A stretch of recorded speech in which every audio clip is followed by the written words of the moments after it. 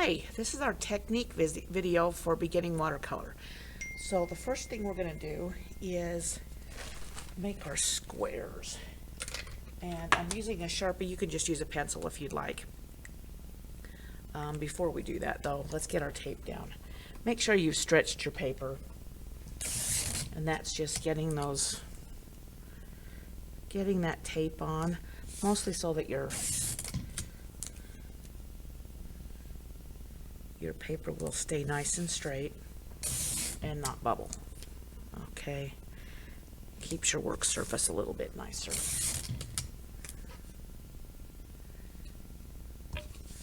Okay, all right, there's our tape on there now. So then you're going to come in and put in a vertical line about halfway. Don't worry about a ruler, it's not a big deal. About halfway. Okay, this one is going to be a wash. This one's going to be a graded wash. This one is going to be wet into wet. And this one is going to be dry brush.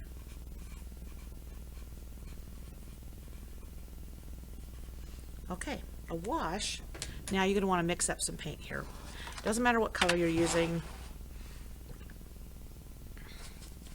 I've got a nice red here that I'm kind of liking, so make sure you've got enough paint. You're going to need quite a bit of paint. We're not working right from the raw paint. We're mixing it up. I'm mixing a couple of colors of red together so I get a nice bright red. Okay, and the goal with a wash is to make sure that to try to get an even tone, and we'll use that a lot in different things. Skies would be that. Skies might also be a graded wash. Anytime you've got to fill a large area in a very even way, you're going to want to wash. One of the things about a wash is we never stop in the middle of one, mostly because then you'll get lines. So this is, make sure you've got enough paper, make sure, or enough paint, make sure you've got enough water in your paint, but not overly. And I'm making a puddle about that big. Okay, so we're going to take, and the key to this is maybe not over brushing it too much. So you're going to take this, you're going to come in with a horizontal, and you're just going to pull it across, maybe twice. Now you're going to take that, and you're not going to go back over the whole thing.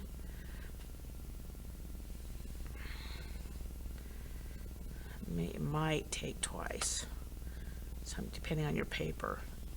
And you'll notice I'm not going back up in here because it's going to make a mess. And we're just trying to get a nice even wash. Using plenty of water. You don't want to have a lot of spots in it where the paper shows through. Alright, so that is your wash. And you'll notice that as it dries, it will kind of level out.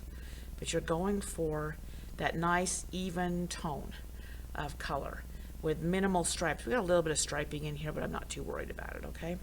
All right, the next thing is our graded wash. And a graded wash is all about starting with some good solid color at the top and having it change. In this case, we're going to have it change and just do a gradation to lighter. Okay. So let me mix up some blue, making a nice puddle of blue here. Okay. All right, make sure you've got enough water in it. Keep your water handy. All right. So we're coming in, putting a nice strip of blue in there. Make sure you've got enough paint in it. This feels a little anemic, so I'm just adding a little more paint in it. And then right along this edge, I'm going to go right along the edge, but I'm not going to go back up into the paint, and I'm going to come in, and I don't have any paint on my brush, I just have water on my brush. Rinse my brush, add water just to the edge, add water just to the edge, add water just to the edge, and let this, and it will come, it will start pulling down. Now see what happened when I went back over it. Just leave it alone if you've got some little puddles on the side. Once in a while you end up with some puddles, and that's okay. They'll kind of move into it. If I go back in, they're going to definitely show, so let them be. All right, there's a little low spot in the paper where that one's doing that, but overall, if you want it to move a little faster, you can even tip your paper a bit. This one right here is bugging me, so I'm just going to kind of use a dry brush and kind of vacuum up where that drip is. Okay, you can even kind of vacuum, do that.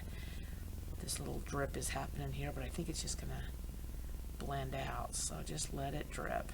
All right, you're going to get kind of a nice gradation from dark to light here. Okay, the next one, grab a pencil, and this is our wet into wet. I'm just going to draw some shapes, and the only reason for this is I want to show you that watercolor just goes where the water is, and you can keep nice clean points with it. You can keep it out of other areas as long as it's not wet, and it'll also blend by itself. There's people that say that watercolor is the only medium that paints itself. Part of that is we're just here not to really control the watercolor, but to just guide it and say, let's start here and then see what it does. So we've got, all I'm doing is putting clean water, and my pencil mark's kind of bleeding, but that's okay. I'm just putting clean water inside that space, and you kind of see it glossy on the video. That's good. All right, then I've got some color, and I'm going to let it sit there for just a minute, and I'm going to throw some color in here. Now be mindful of what you're putting in here, because it's going to mix, and colors that mix are fun, and colors that, you know, if you put certain colors together, they're going to go brown. Excuse me. All right, so now we just throw that in there, and you'll notice it's kind of flowing around, just doing what the water wants to do. You can also throw some a different color in there.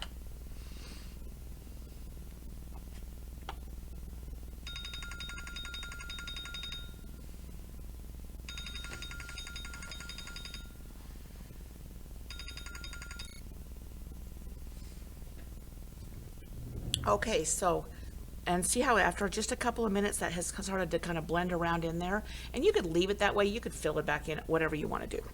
All right, so now we've got this one here, and I'm going to do the same thing here.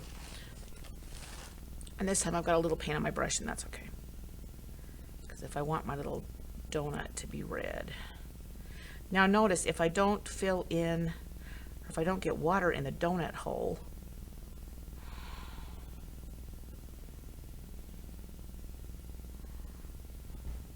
it doesn't get, the donut hole will stay white. With watercolor, the way that we have white or highlights in our paintings is the paint, or is the paper. So we're all about saving our whites. It's kind of working negative space. You've got to think about, well, where are my highlights going to be? And you've got to leave those alone and make sure that you keep those white. All right, so that's what that's going to do. Also, it works to tuck into little corners here. As long as you don't get outside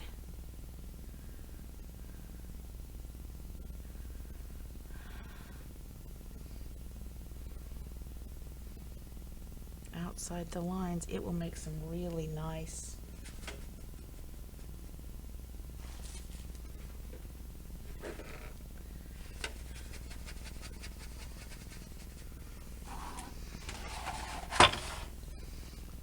sharp corners, especially when it dries. And you don't really have to work that hard. You can just kind of float that paint in there and then just leave it alone till it dries, and you'll have some really nice sharp edges. Okay, dry brush is just what it sounds like. Anytime you're going to have to do grass, or you need texture, or you're going to do fabric, or you want something that's got kind of a rough texture to it, but this is what we do. So we've got our brush, and I've got it loaded full of quite a bit of paint, and I'm going to drag it across my my paper, and you'll go, I think you should go back over that. Well, yeah, maybe if you were doing a wash, but let me show you what the texture is. You get the texture of your paper.